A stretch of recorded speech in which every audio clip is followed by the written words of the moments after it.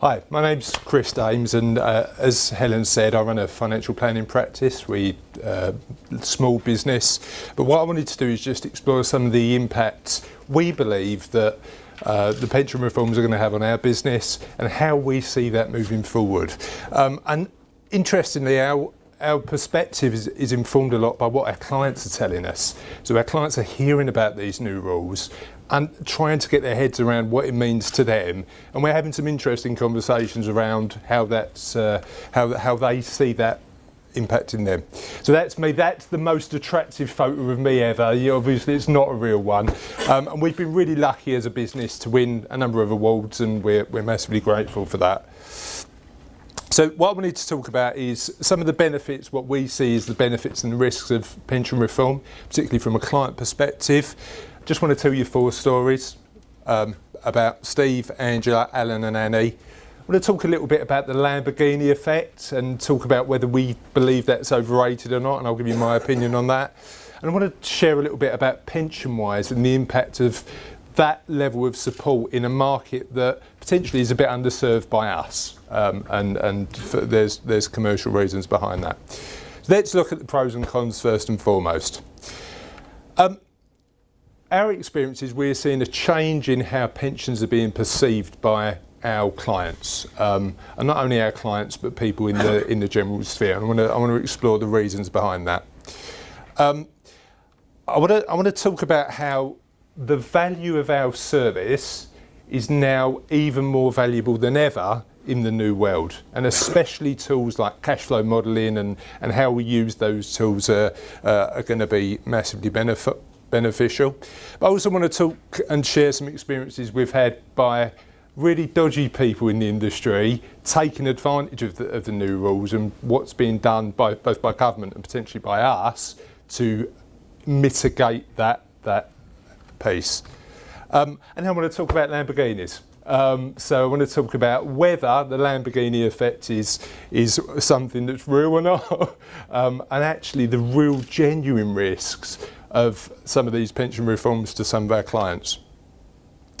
So let's talk about the perception. And what I want to do is tell you a little bit about Steve. So we do a lot of work with corporate, with businesses, helping them with auto-enrollment regulation. And a lot of what we do is stand up in front of rooms and speak to individuals. Now, usually in that room, you've got individuals from their 20s all the way through to individuals who are really close to retirement, like days away. Now, interestingly, you can see the body language in the room. The people who are closer to retirement are leaned forward. They really want to know how the reform is going to impact them, because they're closest to it. Emotionally, they're closest to it. But people like Steve aren't that. So Steve is in his early 30s. He's sitting in the room. He's got his back to the wall on his chair. And at the end, he puts his hand up and asks a question. And that question is, thanks for your time, Chris, but I've heard pensions are a bit rubbish. Now, interestingly, we explored, which is a bit scary in a room of people, we explored the reasons why. And the main reason why he believed pensions were rubbish was because he thought that you were restricted in terms of how you could take that income. And when we explained that actually the rules are changing, his engagement was completely different. Now that's interesting to me, because Steve in 30 years' time will be in a situation where he'll be taking that pension. And he's at this stage, he's accumulating that wealth. Now, auto-enrollment's helping him do that, because he's now in a process where he's building up wealth. And actually, the rules in 30 years' time, when Steve takes it, might be completely different. But if we can incentivise people like that to save, that's a good thing. And then you've got Angela. So Angela's at the other end of the spectrum, approaching retirement, and actually, as Vince alluded to, now wants to save more because of the freedoms that the pension reforms give her. Previously, she's always looked at property as an investment, and she's got a property portfolio, but now she's really looking at pensions as an opportunity. So I think that for both Steve and Angela, who demographically are completely different, pensions are now way more attractive. Just want to explore some of the conversations we've had with another client of ours, Alan. He came in to me, he said, look, we know about the pension reforms, we want to talk about the impact of how that gives us flexibility in terms of how I manage my retirement. But he said to me, Chris, really, I've just got one question, and one really pertinent question. What can I do to make it last? And actually, that's a question our clients are asking us more and more. If you're in a position where you've got a pot of money, whereas the previous regime allowed annuities to say, well, actually, that's the income you're getting, now the flexibility allows clients to say, I'd like this level of income, but is it going to last me my lifetime? Now, I'll come on to the element about the Lamborghini piece later, but our experience has been that clients have actually, especially clients we work with who have spent years accumulating their wealth, are sensible enough to ask this question. Our job, I believe, is to help them make sure that that income lasts long enough to make sure it's sustainable. But actually, that's got a real benefit for advisors, purely and simply because we're in a position where our ongoing service helps them do that. And the fact that we're now moving from a sort of an industry to a profession and a transactional role to a really good quality sit down and review your clients once a year helps people do that. And that's why I think the pension reforms actually add value far more to what we do. So let's talk about one of the negatives. Let's talk about Annie. So Annie's a friend of a client of mine. She called me and she said to me, Chris, I've had a call.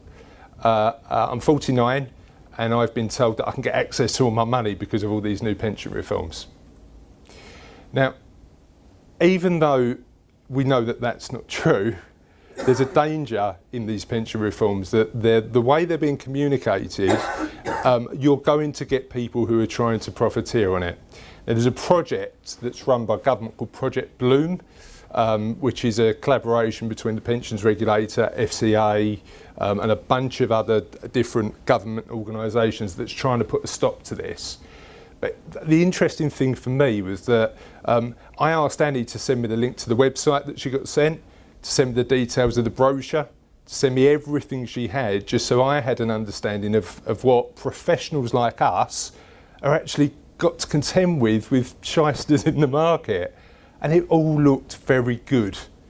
And that's scary for me. And I think we, as a profession, we've got an obligation to educate our clients to ensure that the rules are met and we're in a position where we do that.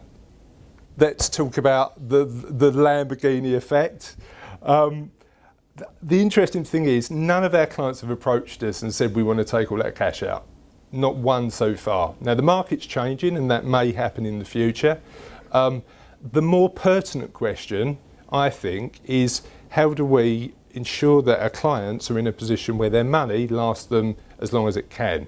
Now, interestingly, we have had clients come to us and say, we want to take far more out in the early years because that's the years that we actually want to enjoy it. And there's a conversation around a level of moderation we need to get to get that balance right.